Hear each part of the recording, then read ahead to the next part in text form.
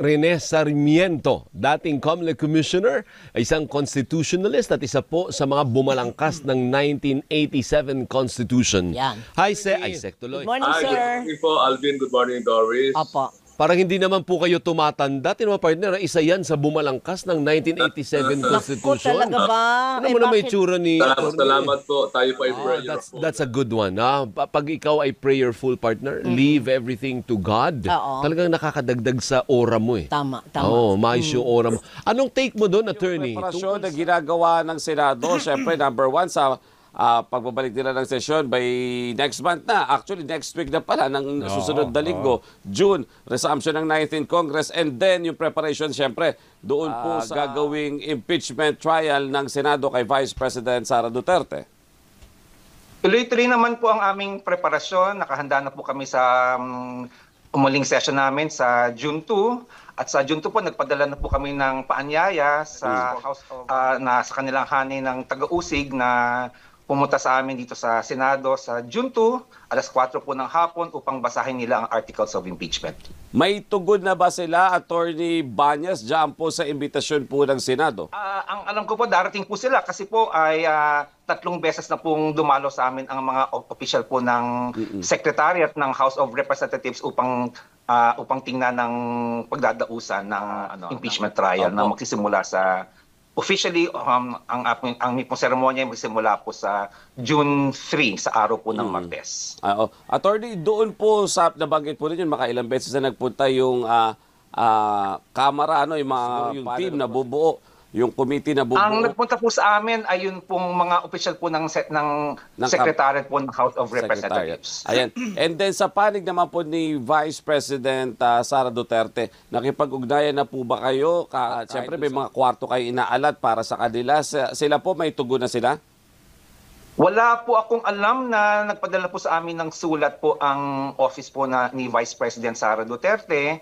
Pero ang mangyayari po nito ay sa June 3, kapag po nakapag-oath na po ang Senate President at saka po ang ating mga senador, ay magpapadala na po kami ng summons sa Vice President at meron po ang kanya pong team. Tanggol ay meron pong 10 araw para po sumagot sa ipapadala po naming summons.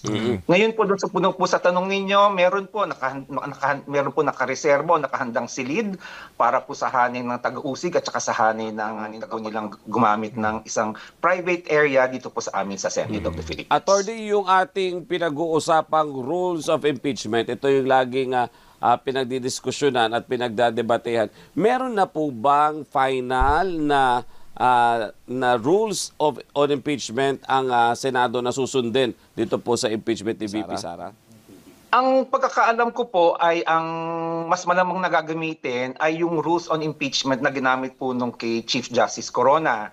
Kung magkakaroon man po ng pagbabago, nasisiguro ko po na dalawang panig at ipapaalam din po ito sa media at saka sa ating po mga kababayan. Pero sa ngayon po, ang pagkakaalam ko po ay ang rules on impeachment na gagamitin po ay yung pong huling ginamit kay Chief Justice Attorney, Corona. para himayin lang natin sa mga nakikinig, no? Sa June 2, pupunta dyan yung sa Senado, yung mismong prosecution panel doon sa plenary na para ibigay na yung sa June 3.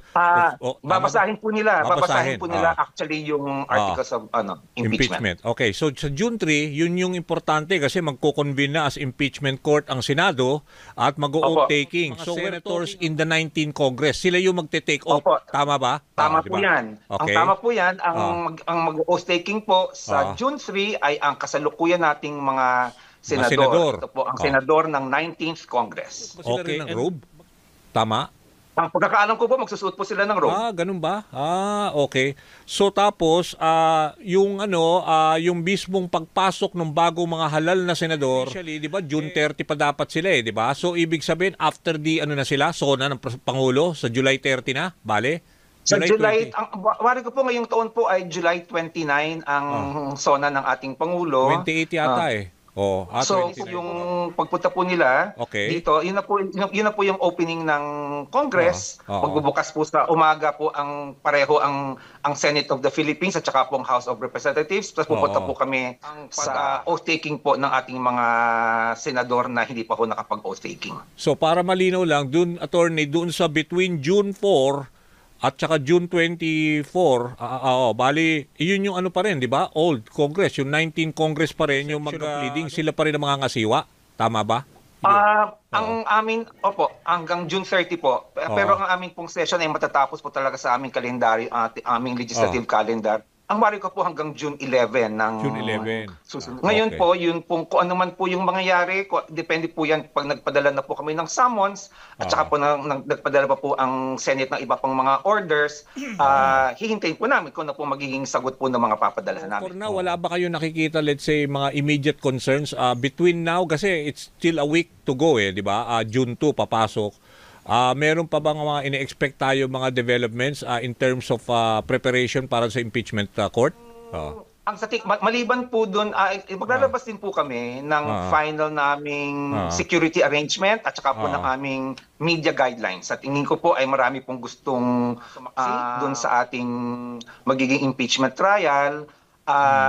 Magbibigay po kami ng final na media guidelines at saka po yung pong meron na po nagtanong sa akin kung makakapasok dito ng personal. Ang pagkakaalam ko po ay meron pong alam naman po ninyo na maliit po ang aming lugar, pero mukhang magre-reserva po kami ng ilang mga upuan para sa ating mga kababayan na kung gusto pong manood dito. Lalabas po namin ang aming guidelines sa mga darating po na araw. Malamang po baka po by next week maglalabas na po kami kasi po nga meron kaming magsisimula na po kami sa June 3. So maglalabas na po kami ng aming mga panuntunan na pwedeng sundin ng ating mga kababayan. For now ba, doon sa June 2, napupunta yung mga prosecution panel, no? Pero siyempre, bahagi pa rin ng 19 Congress yan, attorney, no? So, hindi natin, we na nandoon na yung bagong, let's say, sasali ng mga member ng prosecution panel, the likes of Attorney Chel Joc, no? And Senator Laila De Lima. Wala pa sila doon, di ba? Sa presentation ng articles of impeachment. Wala po akong final na guidelines or listahan kung sino pong darating. Pero dahil po nasa 19th Congress po tayo, mas malamang po ang darating po dito ay ang mga kasapi ng hanin ng taga-usig na taga-19th Congress. Okay. Ito lang, attorney, doon sa mga bagong senador naman natin, may nakikipag-coordinate na ba sa inyo dyan regarding sa pag-aaral nila about impeachment? Siyempre, pati yung group nila, kakailanganin din nila yun dahil uupo din silang senator. Hindi po ako magtataka kung ngayon pa lang po ay naghahanda na po ang ating mga bagong halal na senador sa magiging patakaran na susundin po sa impeachment trial. Kasi po noon pong nalaman po namin na matutuloy po ang nakarating sa amin, kahit po yung po mga senador ng 19th Congress ay nagsimula na pong magbasa. Dahil alam ko po na yung kanilang po mga staff ay nagsimula na rin pong tumingin po ng mga records ng mga dating mga naganap na pong impeachment. Kaya po mga bagong senador ay sigurado po naghahanda na rin po sila dahil alam po nila na kasama po yung sa tungkulin nila bilang halal na senador ng Pilipinas. Ito, attorney, maraming gusto magtanong nito. So far, ikaw na rin spokesperson ng Senado. Alamin na namin, sino ba ang so far? Kasi by June 2, we do Senate President. At sino ba ang so far parang he has the numbers for now? Ang sagot ko lang po dyan ay alam niyo naman po ninyo na dito po sa amin sa Senado, basta po kung ano po yung gusto ng mga senador yun po masusunod. Wala po kami narinig na maliban po sa nababasa ko sa newspaper, sa pahayagan, tsaka po sa rito sa Senate po ay kalmado lang. So tuloy-tuloy po ang trabaho namin. Pero do we expect na by that time, June 2, meron na sigurong magte-take over na let's say Senate President, di ba? Oo. Ang mga senador, nagbigay na po yata ng pahayag ang mga iba't ibang senador tungkol po sa katanungan kung magkakaroon po ng pagbabago po dito sa aming liderato. So, sumagot na po yata sila. So, baka po mas pa kayo alam kaysa sa akin. Ganun ba? Siyempre, interesado rin kami sa bilang member ng media, no? Dahil sino ba yung dahil importante yung impeachment court Importante po ang impeachment trial. Alam ko po na hinihintay po ito ng ating mga kababayan. Oo, okay. So, for now, alam ko, may 2 o 3 yata ang nag-offer na they're willing to head, no? Pero, it's a matter of sasagot kung sino-sino yung mga let's say parang nagbibigay ng parang nagpaparamdam kung kanino sila, let's say, yung leaning nila for the next Senate President. Hintay na lang po namin kung ano po mga magiging kaganapan sa darating na mga araw. Follow up kay attorney. Attorney, doon naman sa pagpasok natin nito, ilang days na lang naman yung session days nitong 19th Congress, pagpasok ng June, mabilis na lang to, mga 6 session days na lang. May mga priority measures na kailangan maipasa para po mapakinabangan din syempre ng ating mga kababayan po.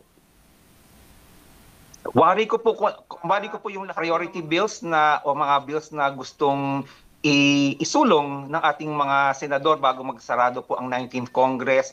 Ang alam ko po ay pipilitin po nilang maisama sa agenda at matapos po lang ng dapat lahat na pwede pong pag-usapan. Like what? Anong yung bills? Pogo, yung ban sa Pogo.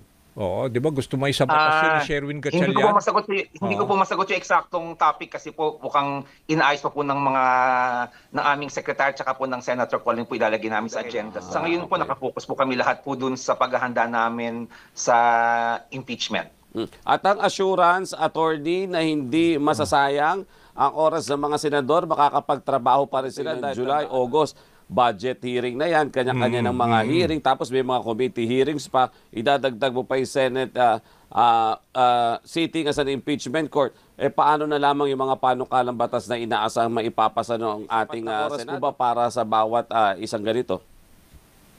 Base po sa karanasan namin nung pong impeachment ni President Erap at saka ni Chief Justice Corona, ay alam po ng mga senador, ng ating po mga kagalang-galang ni senador ang kanilang tungkulin.